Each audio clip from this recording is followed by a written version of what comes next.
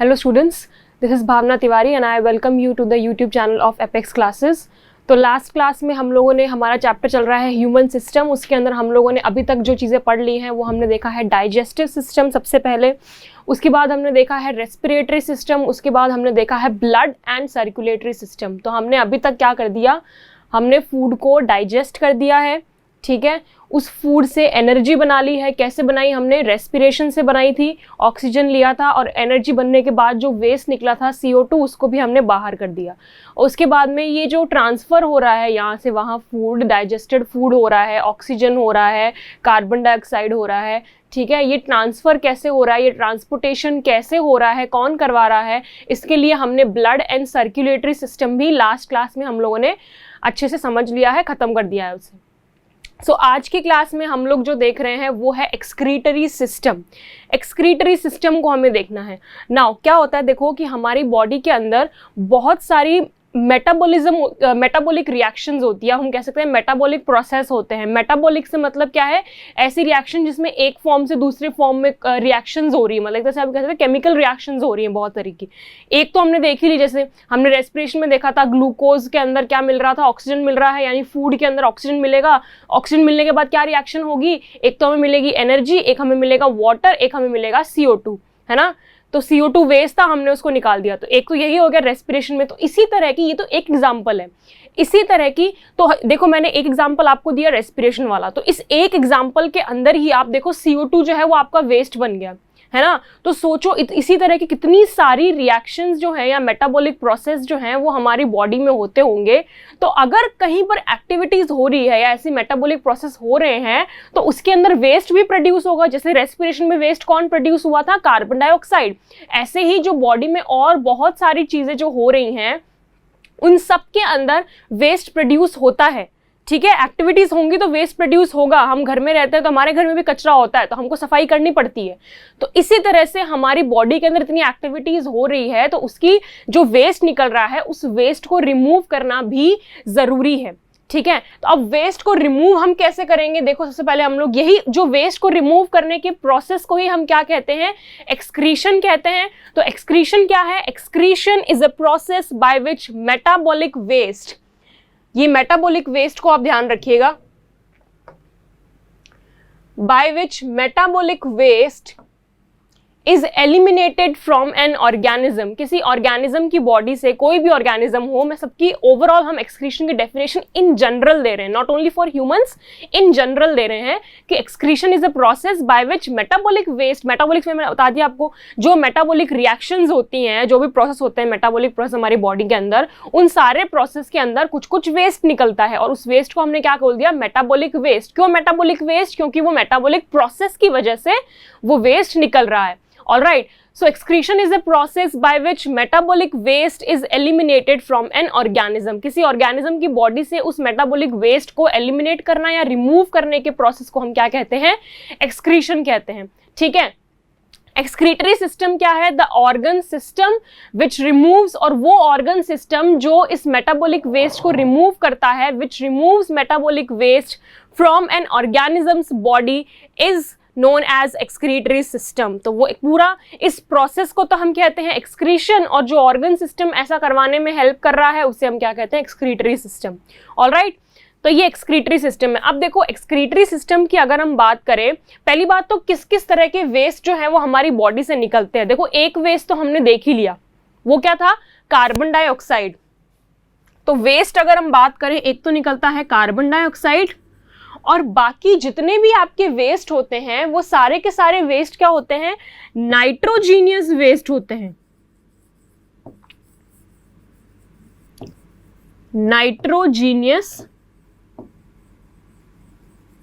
Waste होते हैं, मतलब अलग अलग ऑर्गेनिज्म जो है वो अलग अलग तरह के वेस्ट जो है वो निकालते हैं, ठीक है।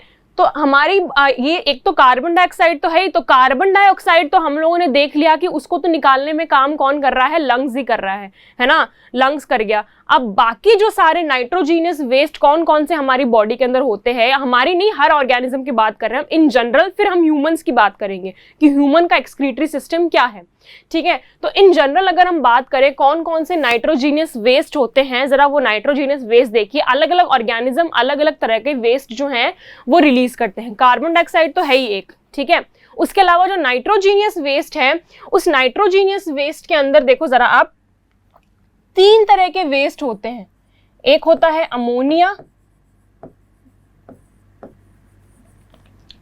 दूसरा होता है यूरिया,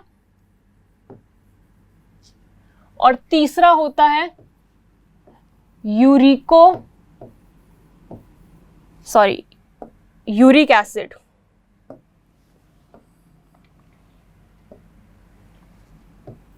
यूरिक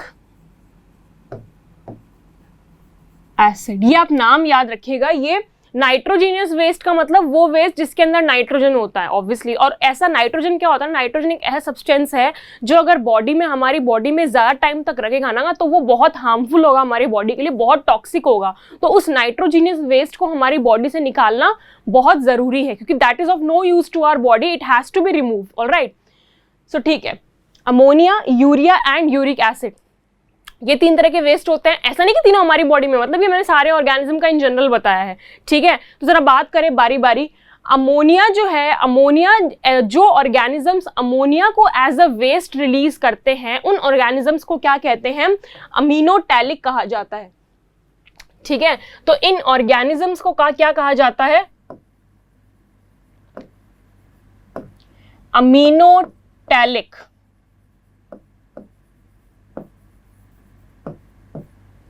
अमीनोटैलिक। अब कौन कौन से, आपको एक तो ये याद रखना है कि देखो, ये तो याद रखना बहुत इजी है, अमोनिया को रिलीज करने वाले अमीनोटैलिक, यूरिया को रिलीज करने वाले यूरियोटैलिक, यूरिक एसिड रिलीज करने वाले यूरिकोटैलिक। आपको सिर्फ ओ लगा के क्या करना है, टैलिक लगा देना है बस, ठीक है, इतना ही करना है, ये तो इजी है। साथ में आपको क्या करना है, आपको एग्जांपल्स याद रखने हैं, ठीक है, कि अमोनिया, कौन कौन से एनिमल्स हैं जो अमोनिया को रिलीज करते हैं। तो 1-2 आपको एग्जांपल्स याद रखने हैं। तो एग्जांपल जरा आप देखो, एग्जांपल कौन कौन से हैं, एम्फीबियंस हो गए, जितने भी एम्फीबियंस हैं, ठीक है, जितने भी जैसे एम्फीबियंस मतलब फ्रॉग हो गया, ये सब एनिमल्स क्या होते हैं, एम्फीबियंस होते हैं ना। तो जितने भी एम्फीबियंस हैं, ये सब के सब क्या करते हैं, अमोनिया को एज अ वेस्ट रिलीज करते हैं। और कुछ बोनी फिशेस जो हैं, वो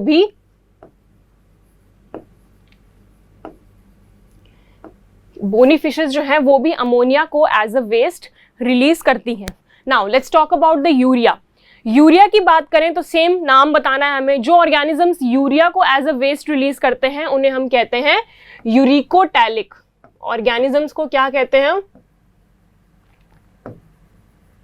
यूरिकोटैलिक।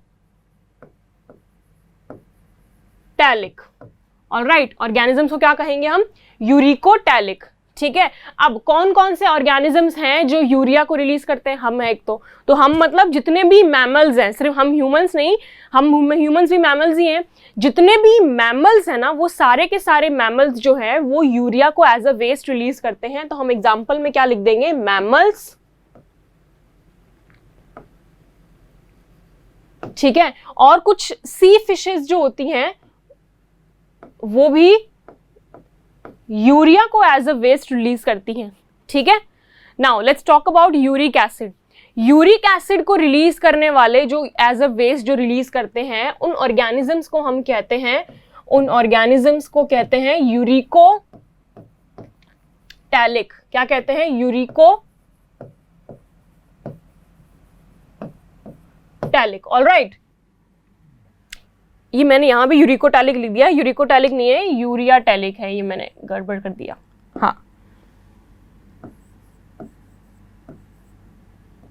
यूरियोटैलिक, ठीक है, नाम से बना दो, अमीनोटैलिक, यूरियोटैलिक, ओ है ये, ठीक है, यूरियोटैलिक और यूरिकोटैलिक। ऑलराइट, ठीक है। तो अब इसमें कौन कौन से एनिमल्स होते हैं, इसमें होते हैं जो बर्ड्स होते हैं, जितने भी बर्ड्स हैं वो सब यूरिक एसिड को रिलीज करते हैं, ठीक है। और रेप्टाइल्स हो गए, बर्ड्स, रेप्टाइल्स, ये सब uric acid as a waste release करते हैं। और इन एनिमल्स को क्या कहते हैं, यूरिकोटैलिक एनिमल्स कहते हैं, ठीक है। अब ये जो यूरिक एसिड जो होता है ना, ये अमोनिया और यूरिया को तो जो एनिमल्स हैं वो फ्लूइड फॉर्म में रिलीज करते हैं। यूरिक एसिड जो होता है that is not in the form of fluid, paste form में होता है, ग्लोब्यूल्स फॉर्म में होता है, ठीक है, जो बर्ड्स वगैरह करते हैं, ठीक है। सो ये हमने देखे 3 तरह के वेस्ट ठीक है, ammonia, urea and uric acid. Ammonia जो वेस्ट को जो एनिमल्स अमोनिया को एक्सक्रीट करते हैं या रिमूव करते हैं बॉडी से एज अ वेस्ट, उन्हें कहते हैं अमीनोटैलिक।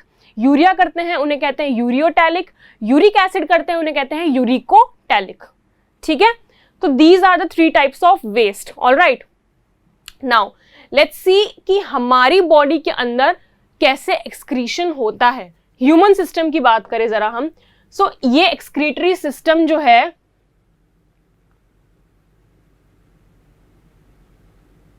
हाँ अब ठीक है, एक्सक्रीटरी सिस्टम जो है ये हमारी बॉडी के अंदर ये सारे ऑर्गन्स जो हैं ये कहीं ना कहीं एक्सक्रीट कर रहे हैं। कौन कौन से ऑर्गन आपको दिखाई दे रहे हैं? एक तो लंग्स जो है वो सबसे मेन ऑर्गन जो क्या करता है, कार्बन डाइऑक्साइड को एक्सक्रीट करवाता है, तो वो तो हमने देख चुका है लंग्स कैसे करता है।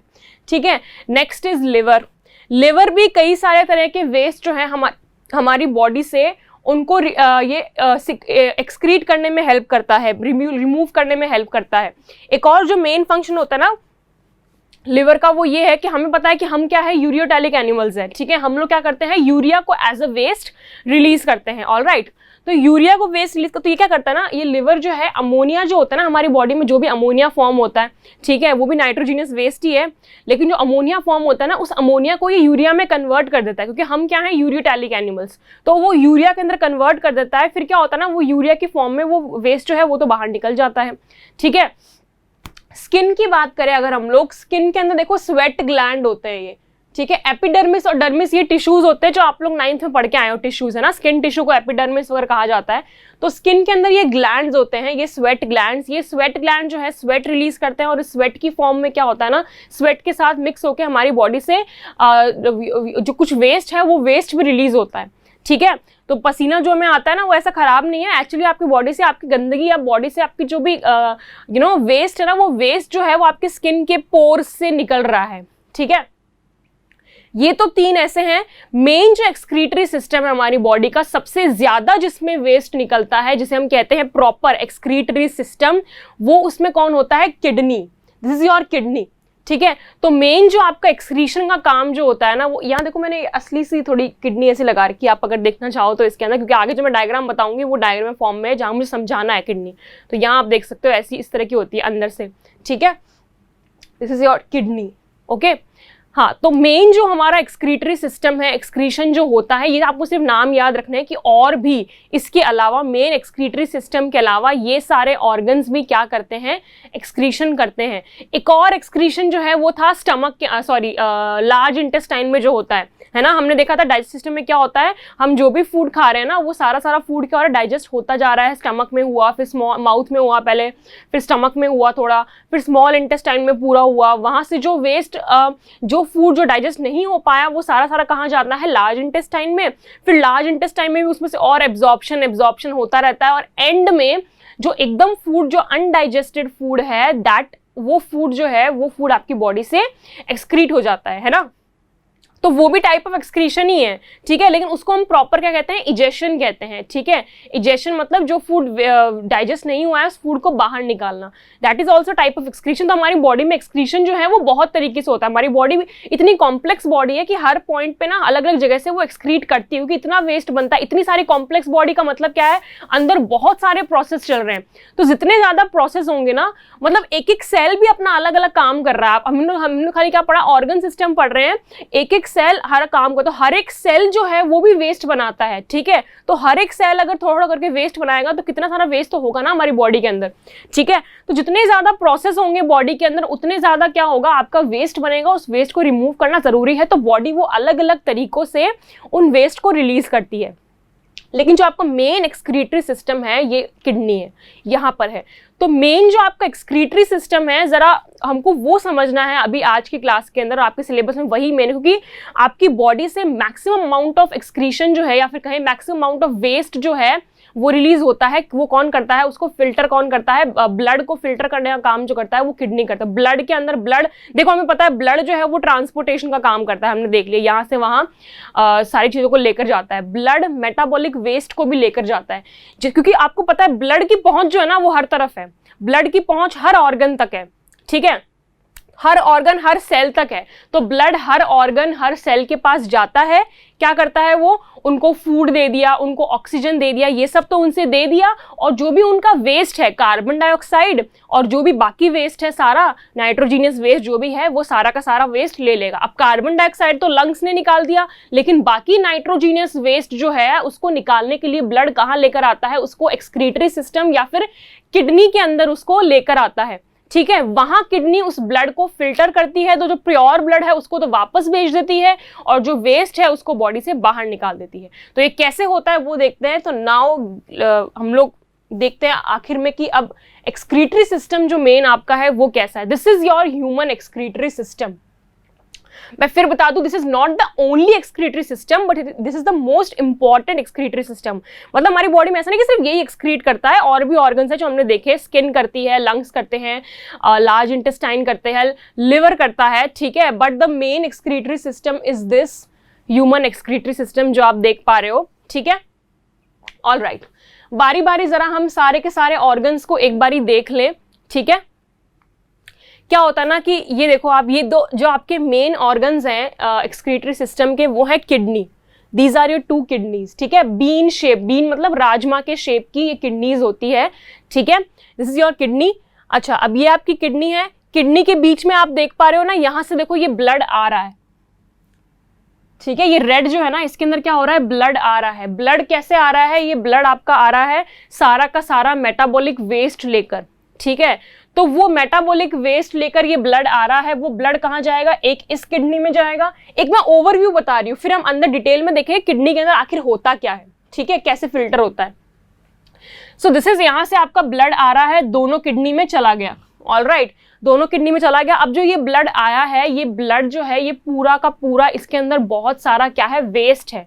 ठीक है, टोटल वेस्ट इसके अंदर है, जितना भी नाइट्रोजीनियस वेस्ट है वो सारा का सारा है। वो ब्लड को फिल्टर करने के लिए हम लेकर आए हैं उसको किडनी के अंदर। तो किडनी क्या करेगी, उस ब्लड को फिल्टर करेगी। कैसे करेगी वो हम भी देखेंगे, एक ओवरव्यू देखो आप। ठीक है, फिल्टर करेगी, फिल्टर करने के बाद क्या करेगी, जो ब्लड जो फिल्टर हो गया है, साफ हो गया है, उस ब्लड को तो वापस ये ब्लू वाली वेसल्स देखो, एरो देखो, आया ब्लड और किडनी में गया, किडनी ने उसको फिल्टर कर दिया। फिल्टर करने के बाद जो प्योर ब्लड है उस प्योर ब्लड को यहां से वापस ऊपर भेज दिया जाएगा।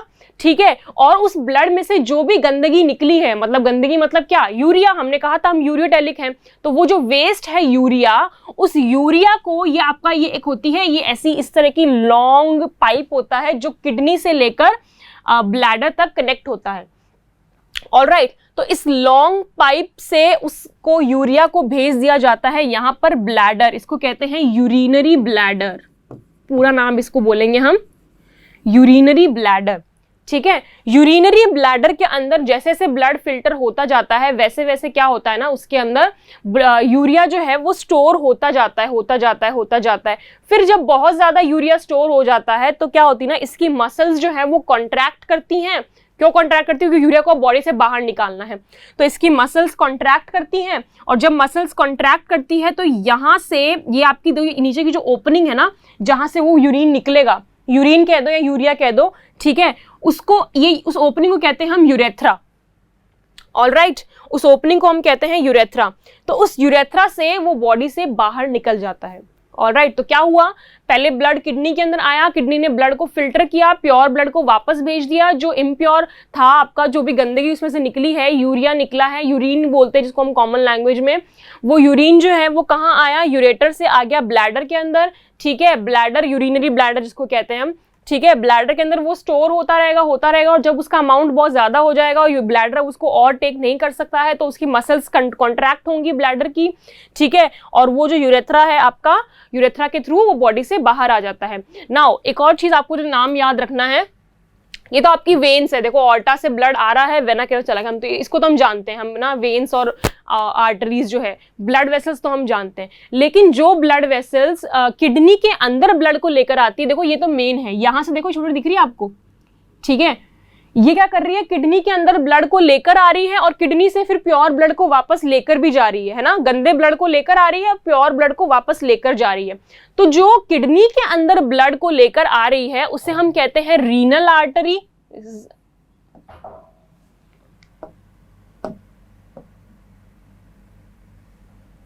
सो जो किडनी के अंदर ब्लड को लेकर आ रही है उसे हम कहते हैं रीनल आर्टरी, ऑलराइट, ठीक है। और किडनी से जो प्योर ब्लड को लेकर जा रही है उसे हम कहते हैं रीनल वेन। तो ये दिख रहे ना आपको, ये टुकड़े से ये ऐसे जा रहे हैं और लेके आ रहे हैं ब्लड को, इन्हें हम कहते हैं रीनल आर्टरी और रीनल वेन, ठीक है। स्पेशल नाम, जैसे फॉर एग्जांपल लंग्स वाले के लिए हमने क्या नाम दिया था, जो लंग्स के अंदर ब्लड को लेकर आ रही है और लेकर जा रही है, रीनल आर्टरी और पल्मोनरी आर्टरी और पल्मोनरी वेन कहा था हमने उसे। सिमिलरली किडनी के अंदर जो ब्लड को लेकर आ रही है और लेकर जा रही है उनको स्पेशल आगे नाम लगा दिया हमने रीनल, ठीक है।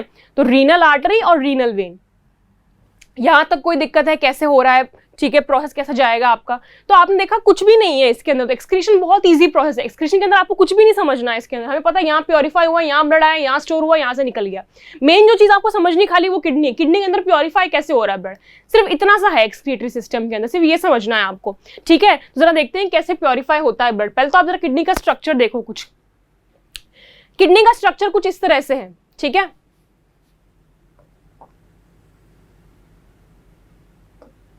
See this is your kidney, this is how kidney looks from the inside.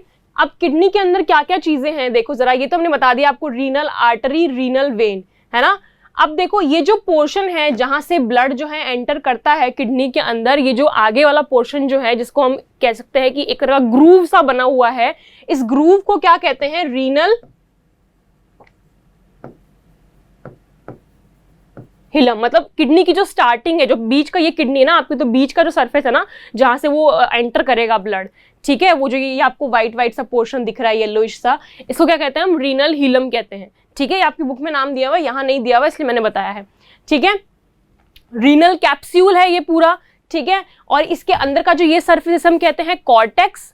Now जो मेन जो आपका फिल्ट्रेशन होता है, वो फिल्ट्रेशन आपका कहाँ होता है, इस पिरामिड के अंदर जिसे कहा जाता है मेड्यूलरी पिरामिड। इन सारे मेड्यूलरी पिरामिड के बीच में जगह है, ये जगह, ये जगह, ये जगह, इन सारी जगहों को क्या कहा जाता है, रीनल कॉलम कहा जाता है, ठीक है। आपकी बुक में इतना कुछ नहीं बताया, आपकी बुक में कॉर्टेक्स है, ठीक है, मेडुलरी पिरामिड है, रीनल आर्टरी, रीनल वेन और रीनल हिलम, सिर्फ इतना ही है। तो आपको यही ध्यान रखना है, बट फिर भी जस्ट फॉर नॉलेज आपको पता होना चाहिए किडनी के अंदर क्या क्या चीजें हैं। तो जो बाहर का लेयर है इसको हमने क्या है, रीनल कैप्सूल, जिसके अंदर कैप्सूल मतलब जो प्रोटेक्शन है बाहर से, उसके अंदर फिर किडनी का पूरा स्ट्रक्चर है।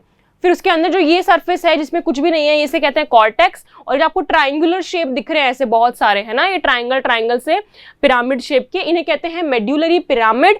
इन पिरामिड के बीच में जो ये गैप है, सबके बीच में गैप गैप गैप, इसे कहते हैं renal column.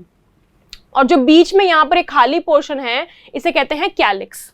Alright, this is your calyx. तो ऐसे आपका चलता है, ये रीनल आर्टरी ब्लड को लेकर आई यहाँ पर प्योरीफाई होने के लिए। फिर जब ब्लड प्योर हो जाएगा तो ये ब्लू कलर की जो है वेन, रीनल जिसे हम कहते हैं रीनल वेन, वो ब्लड को वापस ले जाएगी, ठीक है, प्योर ब्लड को। ऑलराइट, और जो आपका इम्प्योर ब्लड है वो कहाँ से, मतलब जो प्योर ब्लड है वो आया, प्योरीफाई हुआ, इम्प्योर ब्लड आया, प्योरीफाई हुआ, प्योर में कन्वर्ट हो गया, रीनल वेन उसको ले गई, और जो भी इम्प्योरिटीज निकली उसके अंदर, जो भी वेस्ट निकला, वो सारा वेस्ट देखो यहाँ से, ये आपका वही यूरेटर है ना, ये ऐसे आए करके नीचे वो चला जाएगा वहां पर ब्लैडर के अंदर, ठीक है।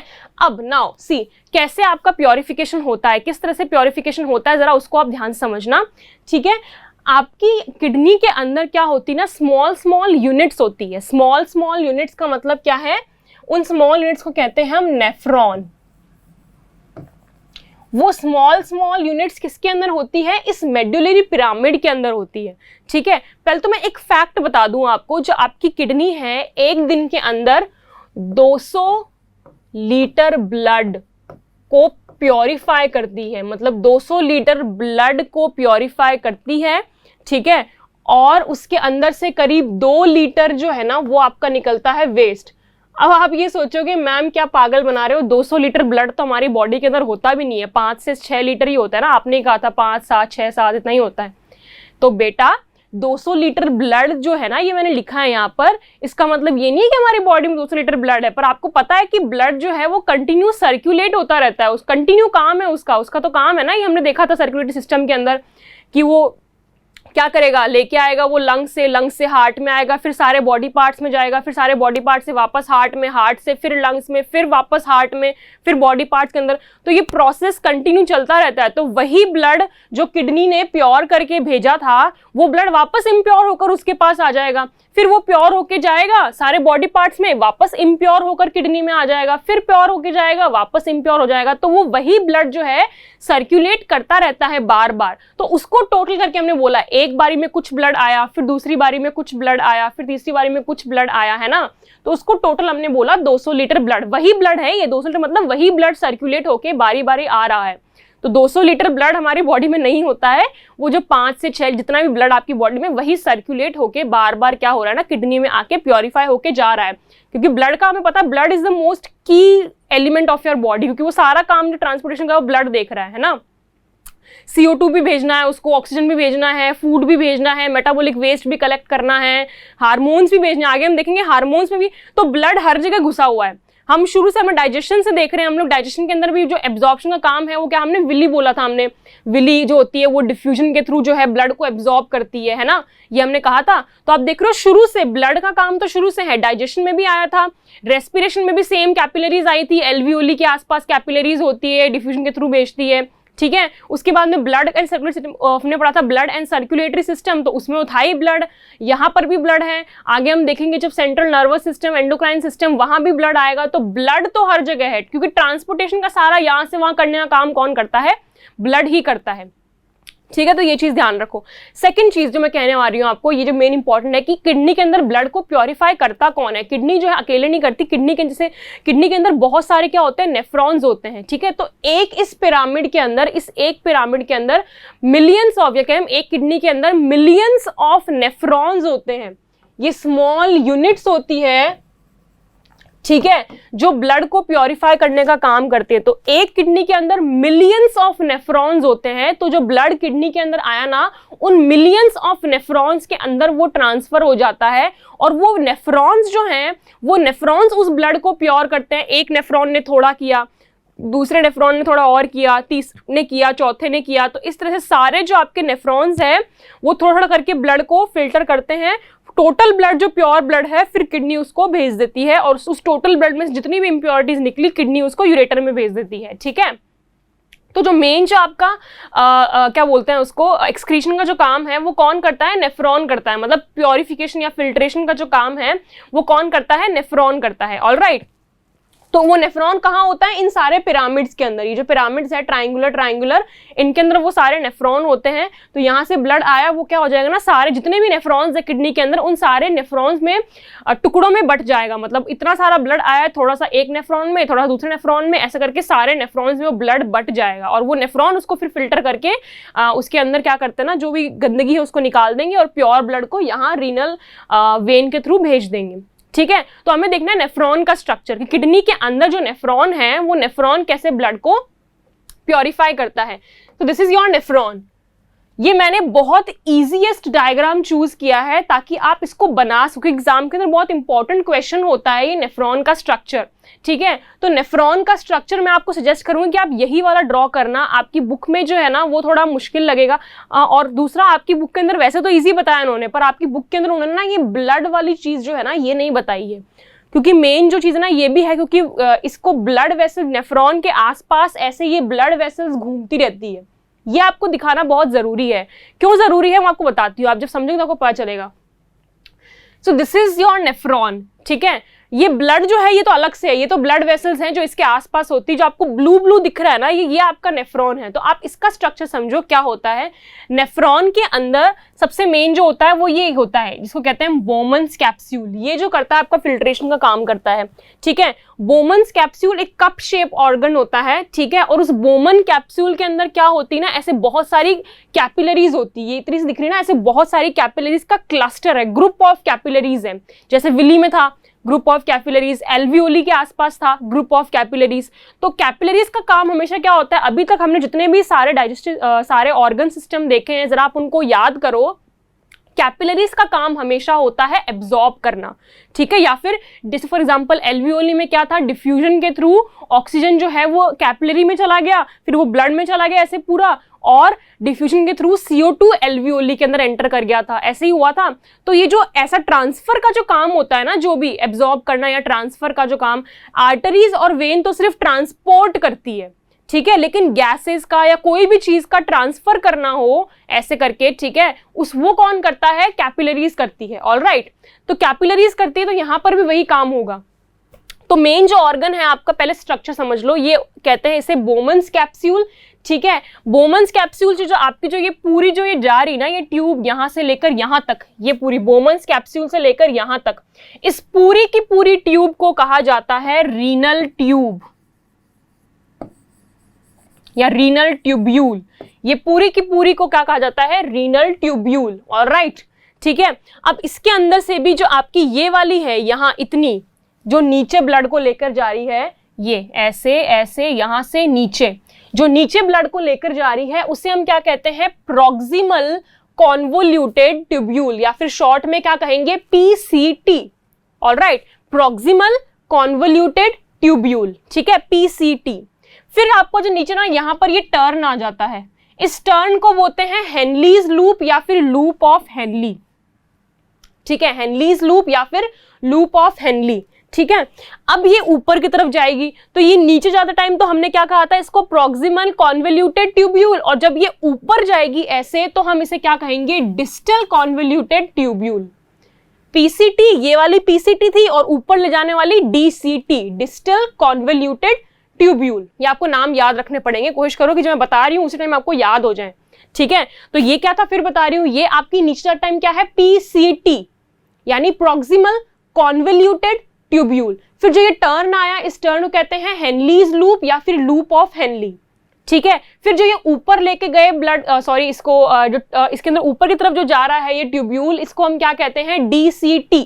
ठीक है, डिस्टल कॉन्वोल्यूटेड ट्यूब्यूल। ठीक है, तो ये पूरा यहां से टक टक तक जो ऐसे जा रहा है, इसे हम कहेंगे डिस्टल कॉन्वोल्यूटेड ट्यूब्यूल। अब यहां जो ये आपका है कलेक्टिंग डक्ट, तो यहां पर जो आपका फाइनली जो पूरा वेस्ट है ना, वो इधर कलेक्टिंग डक्ट में आता है, और यहां से फिर वो आगे कहां जाता है? यूरेटर के थ्रू जाता है। This is your collecting duct, जो उस यूरिन को कलेक्ट करेगा। ठीक है, ऑलराइट, तो ये तो हो गया नेफ्रॉन का स्ट्रक्चर। अब जरा आप आसपास देखो, ये क्या था? ये मैंने आपको क्या बताया था? इसे हम कहते हैं ग्लोमेरुलस। जो आपका बोमन्स कैप्सूल है, क्या होता है? बोमन्स कैप्सूल के अंदर कैपिलरीज का नेटवर्क होता है, बहुत सारी कैपिलरीज होती है। ठीक है, तो क्लस्टर है, उस कैपिलरी के क्लस्टर को क्या कहते हैं हम? ग्लोमेरुलस कैपिलरी, या फिर सिर्फ बोलो आप ग्लोमेरुलस बोलो। ठीक है, तो मेन जो फिल्ट्रेशन होता है वो इस ग्लोमेरुलस के अंदर ही होता है। ऑलराइट, अब देखो नेफ्रॉन, हमने क्या कहा था? किडनी के अंदर जो ब्लड वेसल ब्लड को लेकर आ रही है उसे हमने कहा था रीनल आर्टरी, और जो लेकर जा रही है उसे हमने कहा था रीनल वेन, है ना? तो नेफ्रॉन के अंदर जो ब्लड वेसल लेकर आएगी ब्लड को, उसे हम कहते हैं एफेरेंट आर्टेरियोल। एफेरेंट, ए, देखो दोनों का नाम सेम है, एक है एफेरेंट, एक है इफेरेंट। ए और ई का फर्क है सिर्फ, जो लेकर आ रही है वो एफेरेंट, जो लेकर जा रही है वो इफेरेंट। ए वाली और ई वाली, देखो सिर्फ स्पेलिंग में सिर्फ क्या फर्क है आपका? एफेरेंट और इफेरेंट। ऑलराइट, तो जो ब्लड को लेकर आ रही है नेफ्रॉन के अंदर, दैट इज एफेरेंट आर्टेरियोल, और जो ब्लड को लेकर जा रही है that is efferent arteriole. Alright, ठीक है, चलिए अब देखो यहां से क्या हो रहा है ना आपका, इधर से एफेरेंट आर्टेरियोल, यहां से आपका क्या हुआ? ग्लोमेरुलस जो आपकी कैपिलरीज है यहां पर आया। पहली बात तो एक ध्यान रखो, आपकी जो इसके अंदर नेफ्रॉन के अंदर फिल्ट्रेशन का काम है वो 3 स्टेज के अंदर होता है। 3 स्टेज कौन कौन से हैं? एक तो है glomerulus filtration, glomerulus filtration, second है रीएब्जॉर्प्शन,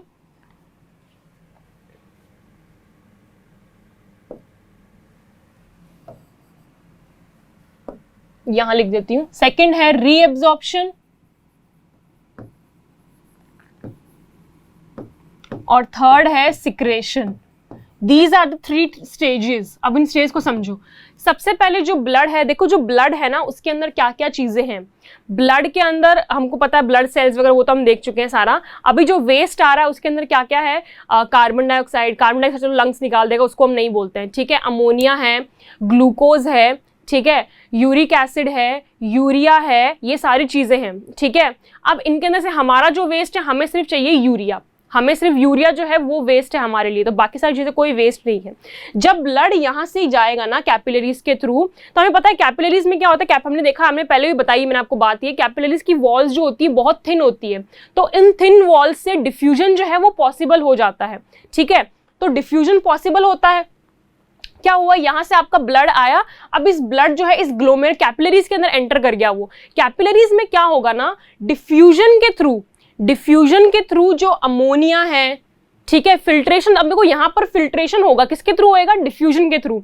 और फिल्ट्रेशन कैसे होएगा, जो भी आपका अमोनिया हो गया, ग्लूकोज हो गया, यूरिया हो गया, यूरिक एसिड होगा, ये सारी की सारी कौन कौन सी चीजें, अमोनिया, ग्लूकोज, कुछ सॉल्ट्स, यूरिया, यूरिक एसिड, ये सारी की सारी चीज जो है वो क्या होगी, आपकी डिफ्यूजन के थ्रू इसके अंदर एंटर कर जाएगी यहां। ठीक है, बोमन्स कैप्सूल के अंदर एंटर कर जाएगी, और यहां से फिर वो, यहां देखो पूरा ये जो आपका है, यहां से वो डिफ्यूजन के थ्रू जो बाकी का जो ब्लड है, मेन जो चीजें हैं ब्लड की, आरबीसीज, डब्ल्यूबीसीज, प्लाज्मा, प्लेटलेट, वो सब कुछ एब्जॉर्ब नहीं होंगी, वो सब वापस ब्लड के थ्रू यहां चली जाएंगी, और ये जो चीजें मैंने लिखी है यहाँ पर, ये सब के सब आपके नेफ्रॉन के अंदर इधर एंटर कर जाएगी। ठीक है, अब जो चीजें एंटर कर गई है, मैंने क्या कहा, इन सारी, ये तो आपका हो गया ग्लोमेरुलस फिल्ट्रेशन। अब आपका होगा रीएब्जॉर्प्शन, क्योंकि क्या करें ना, इस ग्लोमेरुलस फिल्ट्रेशन के अंदर जो काम की चीजें हैं ना, वो सारी भी इसने क्या कर ली, ले ली। हमारे लिए वेस्ट सिर्फ यूरिया है, ये बाकी की जो चीजें हैं, glucose, salt, uric acid, ammonia, ये सब कुछ कोई वेस्ट नहीं है हमारे लिए, तो इनको वापस रीएब्जॉर्ब करना जरूरी है, वापस ब्लड के अंदर लेना जरूरी है।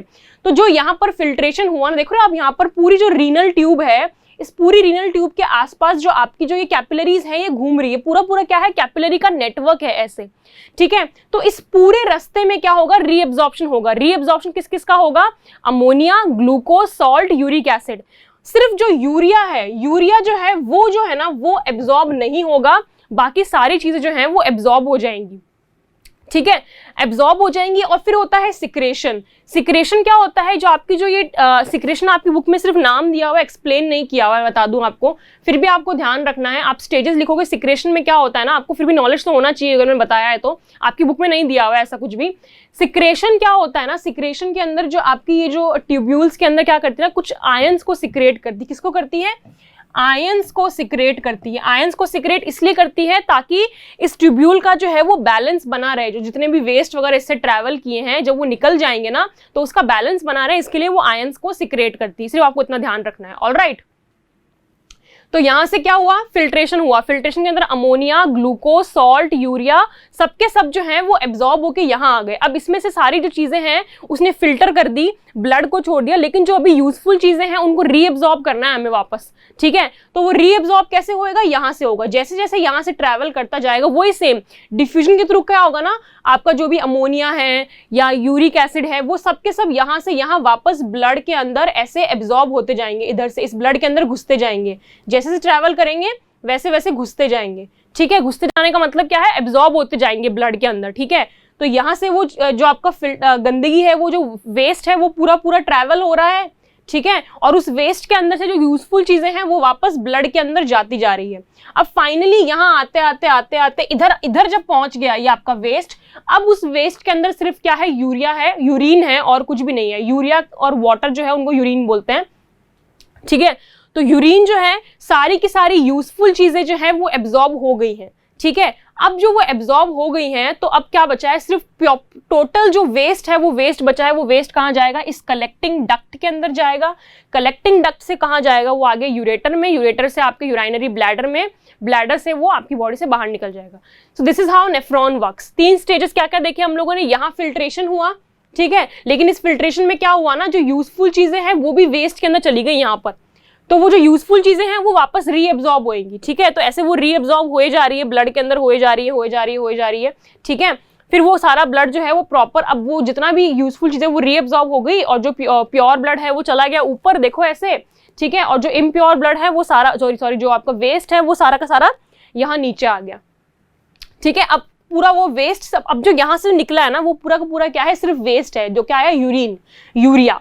ठीक है, और तीसरा स्टेज क्या है, सिक्रेशन। वो आयन सिक्रेट करते ताकि उसका बैलेंस बना रहे, जब सारी चीजें उससे ट्रैवल करके चली गई हैं। ठीक है, alright, so this is how your nephron works in 3 stages. तो हमने क्या देखा आज की क्लास के अंदर, एक्सक्रीशन कैसे होता है, हमने कई सारे अलग अलग तरह के ऑर्गन्स देखे हैं, ठीक है। उन अलग अलग तरह के ऑर्गन्स के अंदर मेन जो आपका एक्सक्रीटरी सिस्टम जो है वो क्या होता है, किडनी वाला सिस्टम जो है, किडनी के अंदर क्या आपको सिर्फ 3 चीजें हैं, क्या है, किडनी हो गया, ठीक है, उसके बाद में आपका यूरेटर है, उसके बाद में आपका यूराइनरी ब्लैडर और यूरेथ्रा है, 3-4 चीजें हैं, ठीक है। मेन जो एक्सक्रीशन का काम जो कौन करता है, किडनी करता है, सॉरी फिल्ट्रेशन का काम। किडनी के अंदर क्या होते हैं ना, पिरामिड्स होते हैं, मेडुलरी पिरामिड्स। उन मेडुलरी पिरामिड्स के अंदर बहुत सारे नेफ्रॉन्स होते हैं, है ना, मिलियंस ऑफ नेफ्रॉन्स होते हैं। वो सारे के सारे नेफ्रॉन्स जो हैं वो क्या करते हैं, ब्लड को फिल्टर करते हैं। अब ब्लड को फिल्टर कैसे करते हैं, ग्लोमेरुलस फिल्ट्रेशन। जो ग्लोमेरुलस था, कैपिलरी का नेटवर्क था, उसमें डिफ्यूजन के थ्रू जो भी आपकी वेस्ट है ना वो सारा का सारा कहाँ, वो ट्यूब के अंदर एंटर कर जाएगा, और बाकी जो प्योर है वो सब ब्लड के अंदर ही रहेगा, वहां कैपिलरी के अंदर ही, और वो प्योर ब्लड ऊपर जाता। लेकिन जो एब्जॉर्प्शन, वो जो डिफ्यूजन से आया है ना, वहां पर कुछ यूजफुल चीजें भी आ गई उसके अंदर जो हमें चाहिए ब्लड के अंदर, ठीक है। तो वो वापस रीएब्जॉर्ब होंगी, जो वो गई थी वहां पर ट्यूब के अंदर, वापस रीएब्जॉर्ब होकर वापस ब्लड के अंदर आएगी, उसे हम क्या कहते हैं, रीएब्जॉर्प्शन, ठीक है। तो फिर वो बाद में क्या होता है, सिक्रेशन, वो क्या करते हैं, आयंस को सिक्रेट करते हैं। ऑलराइट, सो मुझे हम लोगों ने आज एक्सक्रीशन कंप्लीट कर लिया है। हम लोग नेक्स्ट क्लास में शुरू करेंगे हमारा रिप्रोडक्शन। हमें देखेंगे रिप्रोडक्शन क्या होता है, कैसे होता है, male reproductive system, female reproductive system, ये सब हम सारी चीज़ें जो हैं वो देखेंगे नेक्स्ट क्लास के अंदर।